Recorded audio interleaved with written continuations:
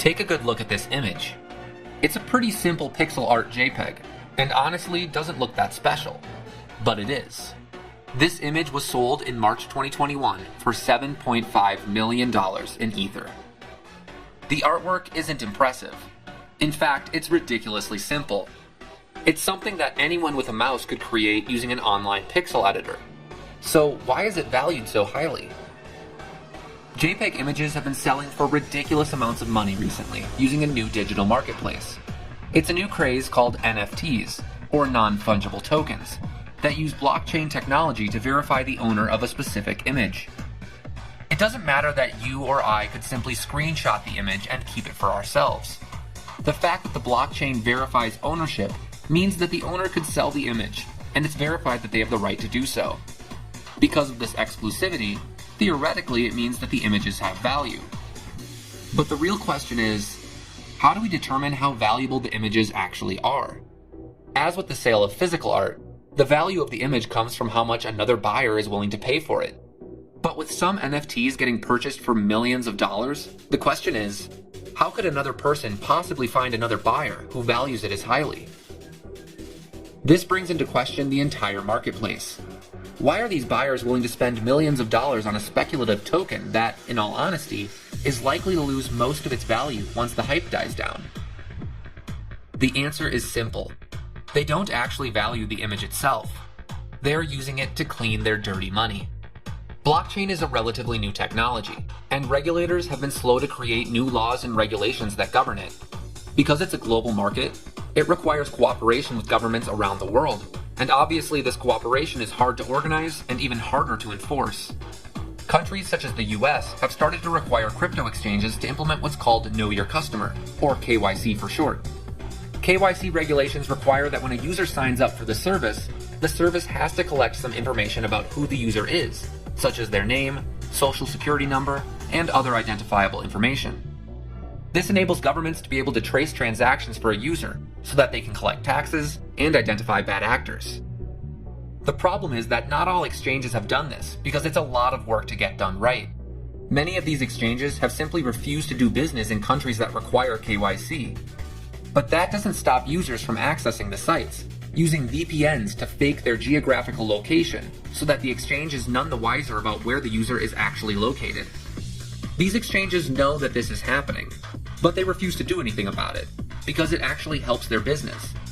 And because these exchanges are based in countries that haven't set up these regulations, they aren't getting any pressure from their local governments to solve the problem. With a lack of KYC, it's impossible to know who users are when they sign up for an account, deposit funds, and make trades. It's hard to know if they came about the money legally. With NFT marketplaces, a lack of KYC means that an individual could create multiple accounts, artificially increase the price of a token by making fake trades, and then eventually sell the NFT to themselves for millions of dollars.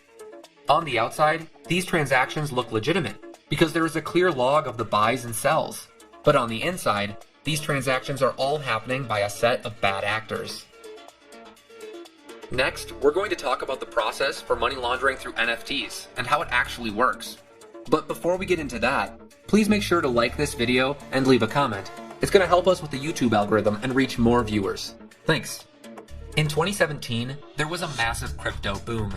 Thousands of tokens were created on the Ethereum network and minted with the intent of attracting uninformed buyers, increasing the price of the token, and then letting the people who minted the token cash out for considerable profits.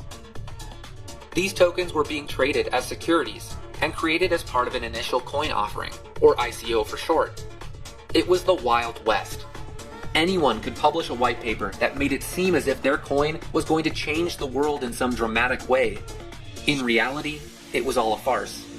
The creators of the token had no intent of actually continuing the project after they had collected funds from thousands of investors.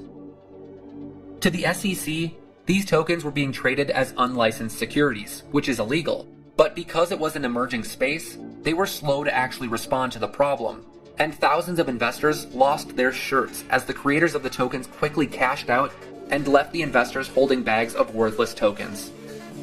So let's imagine that you were one of these criminals. You created a token on the Ethereum blockchain, collected potentially millions of dollars worth of funds from investors, and then cashed out, effectively making the token worthless. You now have millions of dollars worth of Ethereum that you need to make legitimate. So how do you do it? Enter NFTs. You create a set of accounts on a popular NFT marketplace, and you load your millions of dollars into those accounts. These are all shell accounts, and the marketplace doesn't know or care who you are. You'll probably want to buy a few other NFTs with these fake accounts to make them seem legitimate, but you're careful not to spend too much of your stolen funds. You create your own NFT by uploading some meaningless JPEG using one of your spoofed accounts. Then, using your other accounts, you start bidding up the price of that JPEG, and it starts circulating between these accounts, changing owners. If you want this to all look legitimate, you might make this process take weeks or months. Let's say you're a US citizen. You then sign up for an account on the marketplace without spoofing your geolocation. The marketplace requires you to go through their KYC process, and you happily comply, because this is the account you're going to use to transfer your money back into the real economy. Eventually, you purchase the NFT that you created from one of your shell accounts. You'll probably want to spend a decent amount of money on it so that it looks legitimate. Then you put the artwork back up for sale. Using your fake accounts, the bidding war starts again, and soon you have an offer worth millions of dollars for your NFT. You sell your NFT to this buyer, and the millions of dollars worth of Ether are transferred to your Ethereum wallet. You cash out the money to your bank account, pay taxes on the profits, and walk away with millions of dollars in stolen funds. To the government, this entire process looked kosher. All you did was buy an NFT and then resell it for a profit. The government might notice this transaction and investigate it, but you've used layers of indirection on the exchange using fake accounts. So it's hard for them to get a clear picture of where the funds came from, and it's hard for them to prove that those fake accounts were actually operated by you. In the end, they don't actually care. They collected the tax on the sale when you cashed out into US dollars, so they still got their cut. Obviously, this whole process is simplified quite a bit. We don't recommend you do this for obvious reasons. First off, it's grossly illegal and unethical. Secondly, unless you do this extremely carefully, there's a big possibility that you will get caught.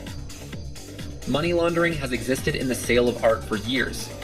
NFTs just give criminals a new method to clean their money in a unique way, and the government is having a hard time responding to the ever-changing crypto environment.